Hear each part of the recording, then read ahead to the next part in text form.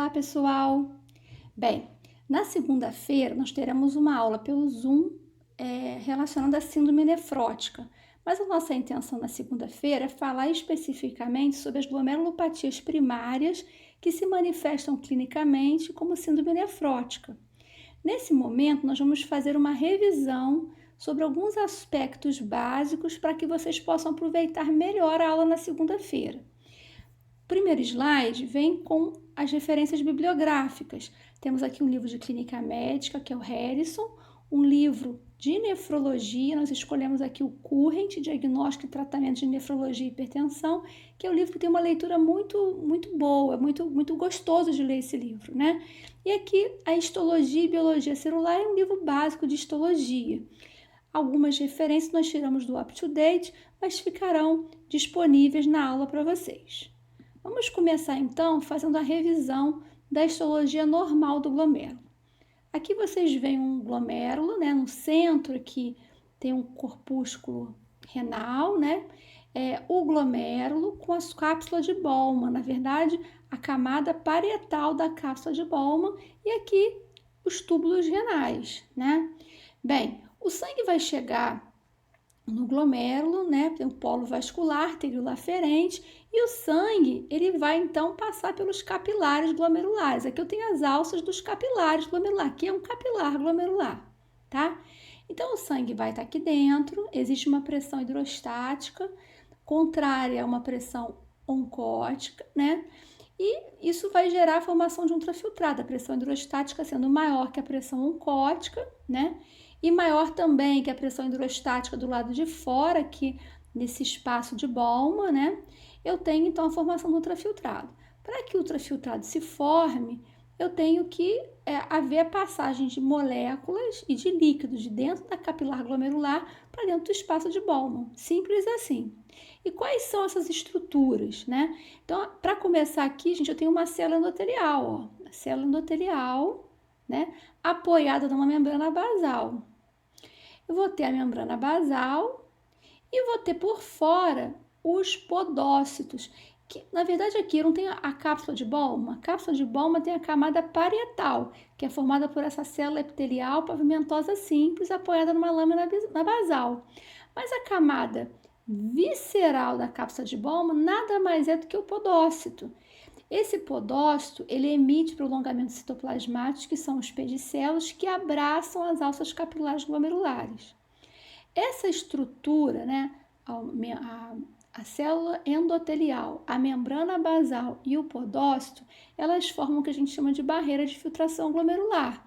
Tem carga negativa, né? E as moléculas que estão aqui dentro, gente, para poder conseguir atravessar daqui para chegar aqui, né, nesse espaço de Bowman, porque do espaço de Bowman eles vão passar para onde? Para os túbulos renais, né? Aqui é só um corte, não dá para ver, depende do corte para a gente conseguir visualizar exatamente como acontece. Mas da cápsula de Bowman, né? Aqui do espaço de Bowman, o ultrafiltrado vai ganhar o sistema tubular. Para que isso aconteça, a substância que está aqui dentro tem que ser pequena o suficiente para conseguir atravessar a barreira de filtração glomerular e ter carga negativa ou positiva também vai facilitar essa passagem, porque a barreira de filtração glomerular tem carga negativa. Só para a gente poder visualizar melhor, gente, então aqui, ó, a célula endotelial, aqui a luz do capilar, aqui onde passa o sangue. Célula endotelial, lembrando que essa célula endotelial ela é fenestrada, apoiada numa membrana basal, que é a única estrutura contínua dessa barreira de filtração glomerular, e aqui eu tenho o podócito que emite então seus pedicelos. Interessante, gente, lembrar que os pedicelos, eles vão se interligar de forma interdigital, parecem verdadeiros dedos cruzados, né? Dedos que se cruzam ali. E entre esses pedicelos, como se fosse entre um dedo e outro, eu tenho um espaço que é chamada fenda de filtração, onde fica uma membrana bem fininha que a gente dá o nome de diafragma da fenda de filtração. Esse diafragma da fenda de filtração é um material membranoso que fica nesse espaço entre um pedicelo e outro, né? Esse espaço que é chamado de fenda de filtração. E, na verdade, essa pequena membrana, que é o diafragma da fenda de filtração, é formada de uma proteína chamada nefrina. Isso é muito importante, gente, porque essa estrutura tem que estar íntegra. Se não houver integridade dessa estrutura, a barreira de filtração glomerular desorganizada, ela vai permitir a passagem de moléculas que normalmente não deveriam passar. Por exemplo, proteína. A albumina, gente, quanto é que eu posso perder de albumina em urina de 24 horas? No máximo 30 miligramas em 24 horas. Mas esses pacientes com síndrome nefrótica, eles perdem mais de 3,5 gramas. Então, uma perda importante porque existe dano à barreira de filtração glomerular, especialmente dano ao podócito. Vamos continuar aqui para a gente lembrar, então, ó, luz do capilar glomerular, né? Aqui eu tenho a célula endotelial, né? Aqui eu tenho o podócito que abraça a alça capilar glomerular, que tem um espaço de Bowman, né? Tá entendido, gente? Aqui, ó, luz do capilar, nesse desenho fica bem fácil de ver. Entre as alças capilares glomerulares, eu tenho a área mesangial e a célula mesangial, que, entre outras coisas, produz a própria matriz mesangial. Produz também prostaciclina, endotelina e acaba também tendo um fator importante na própria taxa de filtração glomerular, tá? Mas que não cabe na aula de hoje. Vamos nos ater à barreira de filtração glomerular. Gente, então, só para lembrar, ó, de dentro para fora, luz do capilar glomerular, aqui a célula endotelial com citoplasma fenestrado. Aqui eu tenho essa estrutura que é contínua da barreira de filtração glomerular, que é a membrana basal. E aqui era o podócito, emitindo seus prolongamentos citoplasmáticos, que são os pedicelos. E aqui, ó, esses pedicelos, eles se dispõem de forma interligada, eles se interligam, mas eles se cruzam, formando aqui entre um espaço, entre um pedicelo e outro, que a gente chama de fenda de filtração, né? E entre uma fenda de filtração e outra, aqui a gente, ó, um pedicelo, né? Aqui é um corte transversal. Então, tem um pedicelo e aqui um outro pedicelo. Entre um pedicelo e outro, eu tenho uma fenda de filtração. Essa fenda de filtração, na verdade, ela tem uma membrana, que é o que a gente chama de diafragma da fenda de filtração, que é formada de nefrina. Tudo isso é importante para manter a integridade da barreira de filtração glomerular. Então, gente, aqui a gente vai aumentar, vou mostrar para vocês pela microscopia eletrônica como é a barreira de filtração glomerular. Então, ó, luz do capilar glomerular, luz do capilar glomerular. Passando aqui, ó, sabe o que está passando aqui, gente? Uma hemácia dentro da luz do capilar glomerular. Aqui, ó, o citoplasma da célula endotelial. Aqui a membrana basal, igual tá aqui, ó, a membrana basal. E aqui dá para ver alguns pedicelos, ó, os pedicelos aqui. Entre um pedicelo e o outro, a fenda de filtração, que na verdade tem a membrana que é o diafragma da fenda de filtração, formada de nefrina, tá? Essa estrutura tem carga negativa, só deixa passar moléculas com menos de 3,5 nanômetros, né?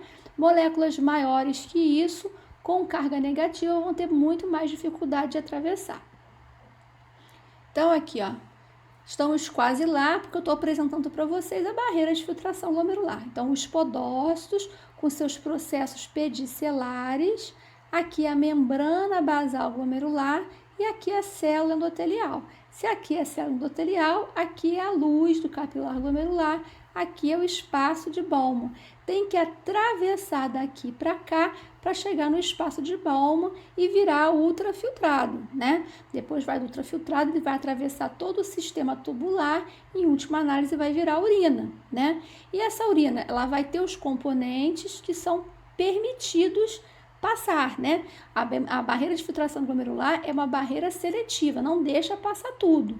Então, proteína pode passar? Normalmente só passam proteínas pequenininhas. Proteínas como a albumina, que é uma proteína grande, tem mais de 3,5 nanômetros, ela tem muita dificuldade de passar. A albumina tem carga negativa, não é para passar, tá? Então, essa aqui é a barreira de filtração glomerular. Luz do capilar, espaço de Bowman, esse aqui é o sentido que as moléculas atravessam para poder, então,